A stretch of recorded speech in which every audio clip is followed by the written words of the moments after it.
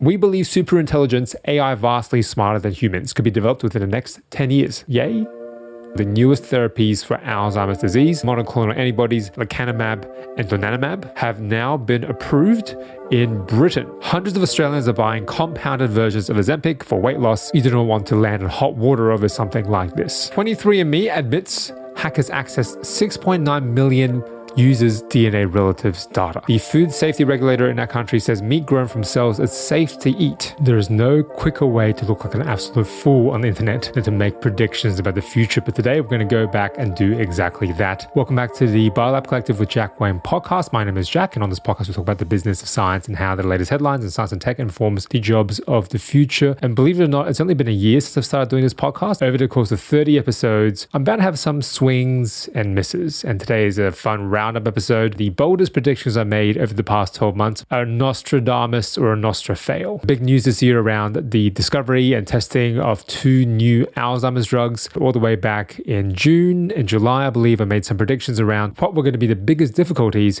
in rolling these drugs out to become as part of business as usual in treating Alzheimer's disease. Leqembi is priced at US $26,500 for a year's supply of IVs that you administer every 2 weeks. Medicare, which cares for 60 million seniors, has a large percentage of them at risk of Alzheimer's or certainly curious about this drug and might want to sign up for it. If we have to bankroll that from our tax dollars, $26,500 for 1 year's supply, that is going to be a lot of investment for a drug that we're not sure is convincing in terms of its ability to treat Alzheimer's disease. The drug in people with early or mild disease, using a scale measuring memory, thinking of other basic skills, after 18 months, so it's not a one-off, it's not like a pill or a syringe and you're fixed, you're cured. You got to undergo this IV therapy every 2 weeks for 18 months. Those who received Leqembi, as opposed to a placebo, their memory declined more slowly. How much more slowly? A difference of less than half the point on the memory scale, and some Alzheimer's experts say that the delay is likely too subtle for the patients or their families to notice. Short-term memory loss, repeatedly saying the same things, having vagueness in everyday conversation, losing the ability to plan or problem solve or do routine tasks in a slower way, and also some language difficulty, disorientation, and this is the big one for family members, if there is a change of behavior, personality, or mood. The problem with all of this is that diagnosing Alzheimer's disease, as you can tell from those listed symptoms, is quite imprecise. There is no single test currently available to diagnose Alzheimer's disease, and it is almost a disease of exclusion once you've excluded all the other possibilities that are associated with those signs and symptoms. And the physician normally needs to take medical history, physical exam, blood and urine tests, and in some cases the cerebral spinal fluid, as well as psychiatric and neuropsychological tests and brain scans if it comes to that. Quite a delay when people first experience symptoms to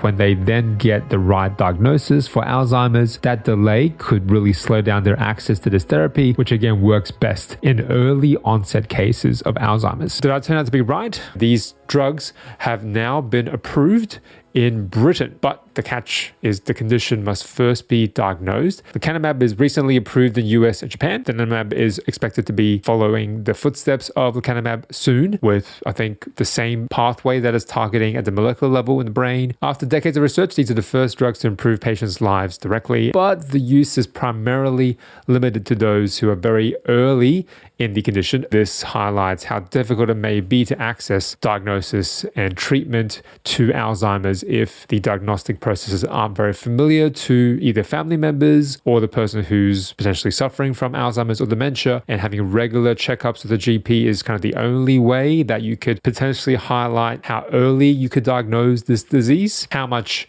should this be subsidized by taxpayers? Because right now they're very, very expensive. Lecanemab costs $25,000 a year, and it's given via regular intravenous infusion. So you can't just do it at home by yourself. You need to go to a doctor. There'll be additional fees associated with that. If you don't administer these intravenous infusions correctly, you can lead to brain swelling and all sorts of very dangerous side effects. You need to find the space and time to put someone in an infusion suite to treat them. You can only receive these very expensive treatments, especially if any portion of that fee is subsidized by the taxpayer, once it's been diagnosed. So really, a greater effort in diagnosis, prevention is better than cure, so the saying goes, would go a long way in making this a reality for Alzheimer's patients. All the crazy shenanigans around artificial intelligence and OpenAI specifically moving moving and changing its CEOs, its collaborations with Microsoft, and I made some predictions around that rather interesting relationship. Microsoft hires former OpenAI CEO Sam Altman. In the events leading up to all of those sequences of hiring and firing and rehiring, and they removed their successors and found different CEOs and named interim CEOs and replaced them with other CEOs. So right now it's the 21st of November at the time of recording, 2023. 738 out of OpenAI's around 770 employees have signed a letter saying that they blamed the board of coordinating a coup against Altman, and they will quit unless Sam Altman rejoins the company. What we do know is Microsoft has left this situation in a much healthier place than it was before, which is very interesting. Microsoft was already an investor in OpenAI. Everyone's calling it an ingenious move, a hostile takeover. Satya Nadella says we remain committed to our partnership with OpenAI and have confidence in our product roadmap and our ability to continue to innovate. Of course, he would have confidence in his ability to innovate. And I'm not really sure what the antitrust regulators will say about this rather monopolistic effort that Microsoft has taken on. But they're certainly not new to this idea of a monopoly, certainly not a stranger to antitrust lawsuits. At the end of 2023 in December, this is the state of AI. OpenAI and Microsoft, they are very close bedfellows. The link between these two companies are going to be examined by a competition watchdog, given that OpenAI is supposedly an independent company, but Microsoft is now on its board. This has monopoly or potential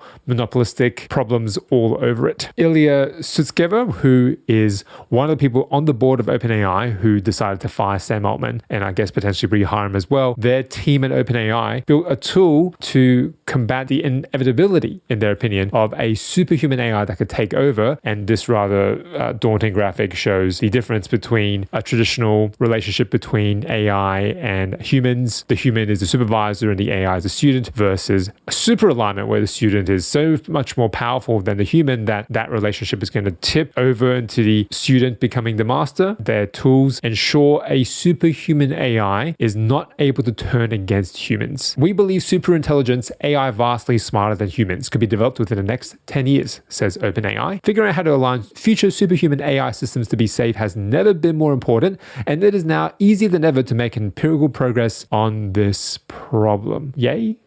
Is that a good thing? The fact that they're working on superhuman AI and they're now working on tools to make sure superhuman AI does not go rogue. Google DeepMind also recently announced Gemini, its new AI model that's a direct competitor for OpenAI's ChatGPT. Elon Musk on Twitter has launched Grok, which is a serious threat to ChatGPT. According to Bloomberg, it excels where some rivals lag. It summarizes the news in real time. Shuffling at the top, corporate shenanigans, new competitors rising around every corner, potential threat of superhuman AI tools, but there are counter tools that have been developed to combat these superhuman AI tools. It's all a big mess heading into 2024. I'm sure there'll be new headlines that will make us even more nervous in the new year. In many ways, 2023, in terms of health at least, was the year of Ozempic. Initially found to be useful for patients with diabetes as a way to manage blood sugar levels, and it was an injection. But it had an off-label use where it can have this indirect impact on weight loss. It mimics GLP-1, which is a naturally occurring hormone that could monitor and lower blood sugar over an extended period of time, but it also had this indirect benefit of weight loss, and people have been scrambling to use Ozempic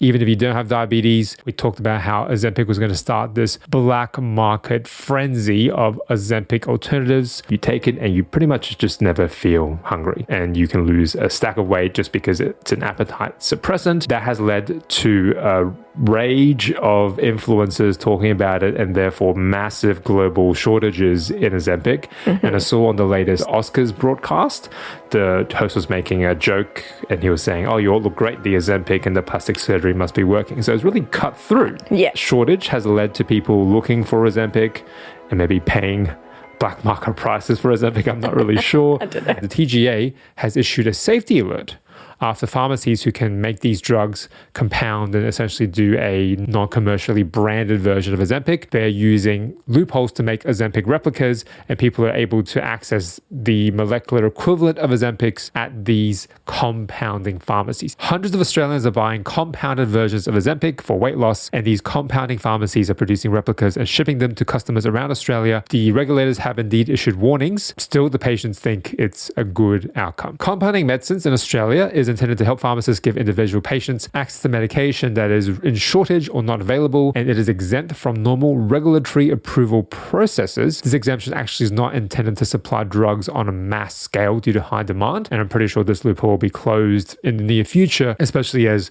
Ozempic is expected to remain in short supply until December 2024 in Australia, full calendar year from the point that I'm recording the podcast. The TGA is really warning consumers that these compounded semaglutide drugs have not been assessed for safety, quality, and efficacy, and this trend, they're going to start clamping down on this loophole that is unclosed for the time being. But what happens when these compounding pharmacies make a drug that isn't to the same standard and a patient gets sick or they get very, very ill or die from taking the drug? Who is liable in that situation? Well, the TGA warns that it could land pharmacists, in particular in hot water, because the compounding exemption in the Therapeutics Good Regulation does not apply if a pharmacist is compounding products for bulk supply in anticipation of a patient's need. Pharmacists may be exposed to liability if the patient has a negative outcome, especially if a TGA-approved product is available to treat the patient's medical condition. So not only is it buyer beware, it is pharmacist and practitioner beware. You do not want to land in hot water over something like this. If there's one thing I want you to take away from all of the headlines that we'll talk about today, you got to follow the money. The reason that these loopholes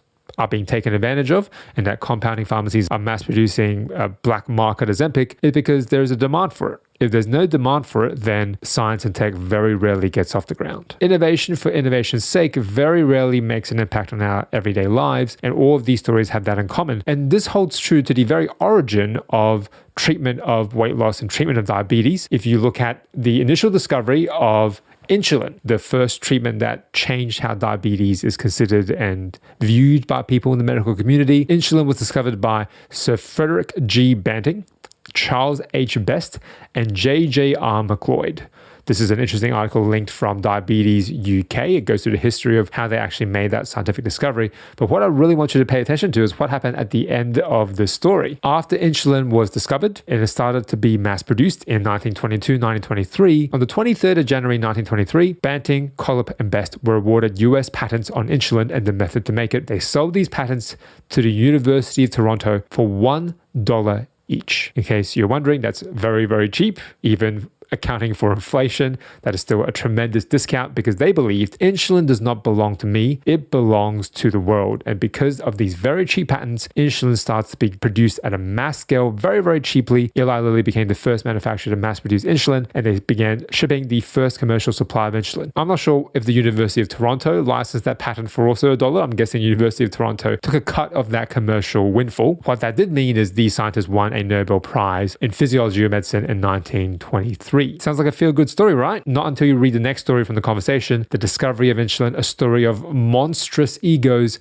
and toxic rivalries. When Frederick Banting's phone rang one morning in October 1923, it was the call that every scientist must dream of receiving. An excited friend asked him if he'd seen the morning newspapers, and a friend told him that Banting had just been awarded a Nobel Prize for his discovery of insulin. Banting told his friend to go to hell and slammed the receiver down. He had been awarded the Nobel Prize, but so too had his boss, John McLeod, and this is a tale of monstrous egos, toxic career rivalries, and injustices. So these people who made the discovery hated each other and hated that the other person got more credit or got equal credit. Sounds like a huge expose. When I read this headline, my first instinct was, duh, of course.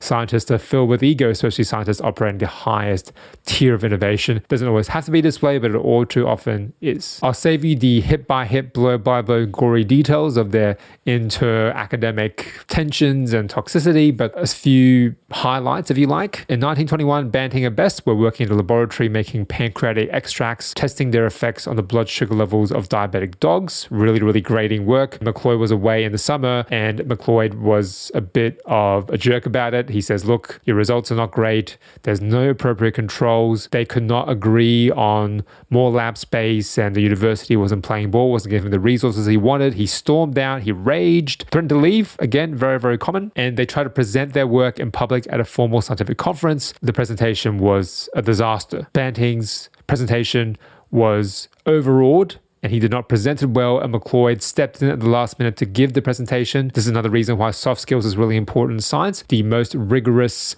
brilliant scientist in the laboratory doing the experiment, if you can't present it well, if you don't have a good sales department, if you don't know how to talk about your work in a relatable way, no one will connect the discovery to you unless you've got receipts. And indeed, this case, Banting did have receipts. He was named on the Nobel Prize after all. So it's not a total disregard for his contributions. And it would appear from the record books that McLeod was a bit better at these soft skills of communication. When he stepped in, took over the presentation, Banting thought this was a coup. McLeod was trying to rob him of the credit and to rub salt into the wound. It happened in front of the most eminent doctors in the field, and Banting thought insulin was slipping from his grasp. So this is just a small insight into just how poisonous these kinds of working relationships can be. You don't have to have a perfect working relationship to be very productive. Shaq and Kobe, if you're an NBA fan, had one of the most toxic professional relationships ever. They were very productive on the court, winning 3 championships together, but this is also very, very common in science. They were obsessed with legacy, and they weren't happy sharing the Nobel Prize, and Banting was upset and furious that McLeod was co-recipient of the Nobel Prize. I think about this all the time. I think, look, what if you just sold the patent for more than $1? Wouldn't all of this be a little easier to swallow? If you had more than $1 to show for your breakthrough, you wouldn't be reliant and at the mercy of these assessment panels for Nobel Prizes or university budgets. You would have much more autonomy over your work and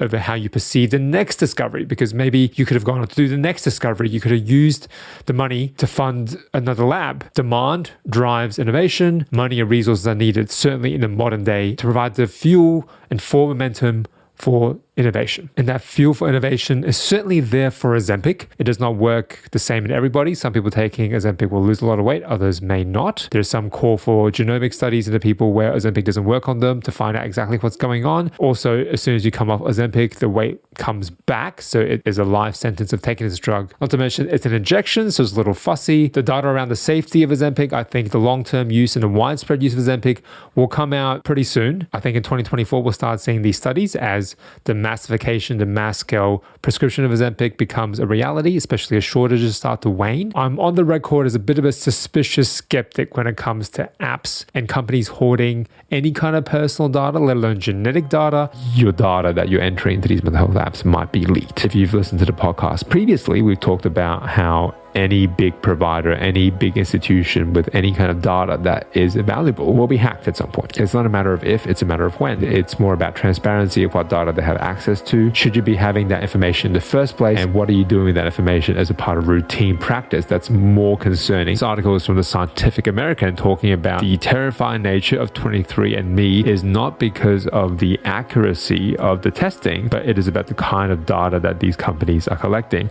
It is to hoard your personal data. So again, this is back in 2013, so this is a decade ago. And let's look back at the predictions this article made 10 years ago. Fast forward to today to see how many of those predictions are actually correct. The access to personal genomic biological data was the real gold mine here. The Personal Genome Service is meant to be a front end for a massive information gathering operation against an unwitting public. Again, this guy's a writer, so very, very dramatic in their setup of the stage. Does this sound paranoid? 23andMe admits hackers accessed 6.9 million users' DNA relatives data. There was a data breach. Data breaches are all the rage this year. Every big company has had a data hack. The data belonged to 6.9 million users. All of that data is accessible to hackers. 23andMe confirmed user information was up for sale on the dark web. It was investigating a hacker's claims that they leaked 4 million genetic profiles from people in Great Britain and the wealthiest people living in the US and Western Europe. And 23andMe are trying to notify users whose data has been leaked. One of the users who had its data hacked is US National Security Agency Cybersecurity Director Rob Joyce. The cybersecurity expert has an opinion that the hack was much worse than 23andMe are admitting, and there is much more salacious details to come. This was inevitable, right? The question is not if they'll be hacked, it's when they will be hacked. Why did I have all this genetic information to begin with? This is, of course, based upon the demand that people have for their own genetic curiosity. What diseases may I have in the future that my DNA will tell me? What is my ancestry made up of? Who am I related to? Am I related to royalty? Or am I related to thieves or pirates? All very interesting, and there was a genuine economic demand for the service. What they were charging users to do a DNA test was nowhere near enough to cover the cost of their ultimate ambitions. 23andMe were essentially using the funds generated by all of these user tests and their DNA samples to create these drug screening laboratories that were selling these targets to Big Pharma to develop drugs because it had access to way more DNA than any other company had. That was the real source of value for the company, not the $99 it was charging people to send in their DNA swab and get the result back. People now are waking up to the fact that this is a very sneaky practice, and they cannot guarantee the security of the data because no one can. And in Australia, we have a real problem around how protected patients are with respect to our genetic privacy, especially when it comes to health insurance. This article linked in the show notes talk about the price of life, genetic testing results, and the cost of insurance in Australia. Thanks to a loophole in discrimination laws, life insurers in Australia can adjust or refuse cover based on genetic test results. In Australia, the federal government announced a consultation into the use of genetic testing and how this connects to life insurance underwriting. And this is a very new consultation process. A lot of legal experts have been trying to bring this issue to the forefront, submitting to a parliamentary inquiry in 2017. Right now, as of the end of 2023, we are still not protected in Australia if you go and do a genetic test and your health insurer finds out about it. Your premiums could go up, or your life insurance policies could be denied altogether. And right now, genetic information can't be put back in the box. Once you have a test, you know you're at risk, and that risk exists forever. My personal argument is still those tests are very valuable to have, especially if you have a family history of the disease, for say cancer, if you've got a family history of cancer. But right now, you're very much in financial peril from the insurance perspective if you go and do this very sensible thing. So hopefully Australia and the regulators wake up, protect consumers with more rigorous regulations and legislation. This year, lab-grown meat also entered people's radar as the initial rounds of approval for safety were rolling out. And I did have a hot take around why I think lab-grown meat is not going to succeed, and it wasn't actually around safety. Claim of it being more ethical or more sustainable meat that's grown in a lab rather than meat that is taken from animal is quite questionable, because to grow cells in a flask or in a metal vat like these startups are claiming to do, both labor intensive, resource intensive in terms of the energy required to run those metal vats, those incubators, the chemicals needed to keep those cells alive. All of that takes so much energy and planning and troubleshooting and experimenting. These are startups after all, so many of them will fail, especially when the reagents are so expensive. I don't think you can make the claim that it's actually better or more sustainable. Looks like chicken and smells like chicken. Will it take off? Because you can invest all this money and make oodles of this meat, but if consumers don't view it as the same, they won't be willing to partake, and that industry, that sector will never have the enough capital to be able to take it to the next level. Was it a hot take, or was it just reality? And everyone was very curious about what it would taste like, or what it's covered in, or is it going to be the start of the zombie apocalypse? It's probably going to be relatively safe, all things considered. It's just amino acids, it's just cultured in a dish, but really there's no crazy chemicals in it. My take on it was it's going to be too expensive. Culturing cells in a lab costs thousands and thousands of dollars for it to become scalable, so you can buy a burger that's made of lab cultured meat. That is still very far into the future, as this article from Just Food really highlights. The road to lab grown meat's mass commercialization remains a very long one. The nascent cultivated meat industry is slow because investor appetite and geopolitical instability hampers efforts to commercialize the products on a wider scale. Despite the investment in this sector, where they've driven the cost of that patty down to £9 or $9, whatever it is, the cost of a patty being close to $10 wherever you may be in the world, that's too expensive. And if you then add on top of it, hey, this is lab cultured meat, those are not a good combination for economic sustainability. Demand drives innovation. I'm just not sure the consumers have a demand for it. Industry will be challenged to deliver sales to consumers and to stretch funding runways to the point of delivering profitability. And these cultivated meat businesses will watch the plant-based meat market carefully, because I've seen plant-based meat really roll out in a scalable way this year. In 2024, I'm wondering if that lab-cultured meat sector will come out. All the signs are pointing to this becoming more regular, certainly in Australia. According to the Australian Business Journal, the food safety regulator in that country says meat grown from cells is safe to eat. Sydney-based company Vow has passed the first stage needed to sell the meat to consumers. According to the food regulator, Food Standards Australia and New Zealand, eating the cultured quail meat presents no health or nutritional risk. It is genetically stable and bacteria-related risks were very low. But they did highlight the need to put cell cultured on the labeling, and that is where I think it's going to fall down based on all the comments or the tractions videos I made on lab-grown meat, people are just terrified of lab-grown meat. So labeling it will be probably the first death knell. I'm willing to give it a go. I've got very limited qualms about the safety of it, but I just don't think it will taste the same. That need for the meat to grow in an animal with all of the microbiome or the bacteria in its gut, that kind of marinates the meat naturally, and it's very hard to replicate the flavor profile of these meats. But I'm sure all the innovation will make it a little bit more sustainable. I'm not a cheerleader or a naysayer. I'm just a bit of a skeptic. I'm very reluctant to believe this will become a marketable solution in big fast food burger chains.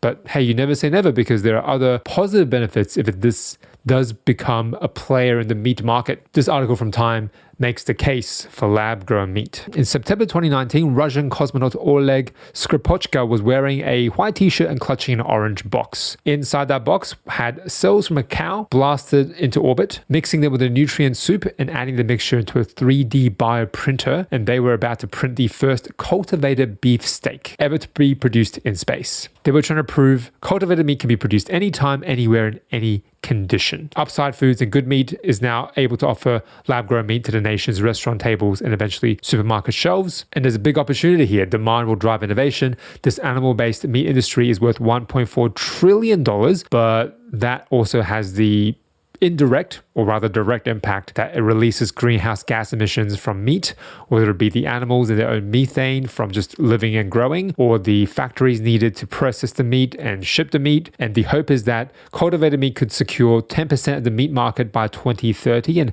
hopefully as much as 35% by 2040. They're hoping that cultivated meat could become the renewable energy equivalent of the food sector, having the power to charge consumers' plate with meat, but without the downsides. Hopefully in the future it becomes indistinguishable from animal meat. It could offer the same taste and convenience, eventually at a lower price. Again, right now that is not a lower price. It is $10 for a patty, €10, £10 for a patty. Not very affordable. Hopefully that comes down to $1 or $2. Cultured meat could present the ability to reduce consumption of conventional meat without taking anything away. I think my batting average is not too bad this year. Not quite 100%, but I'm getting maybe 60-70% in terms of my predictions. There will be some shift in the content strategy for this channel, for this podcast in 2024, but what won't change is the consistency that I'll be delivering the podcast. Maybe I'll miss a week here or there if I get sick, but the plan is to be consistently in your feeds every Monday morning. I have also launched another YouTube channel around the intersections of photography and mental health, Bokeh Therapy, Bokeh, linked in the show notes below, and you can find that video linked here, as well as all of the episodes of the Biolab Collective with Jack Wayne podcast from 2023. I'm Jack. Hope to connect with you again in 2024.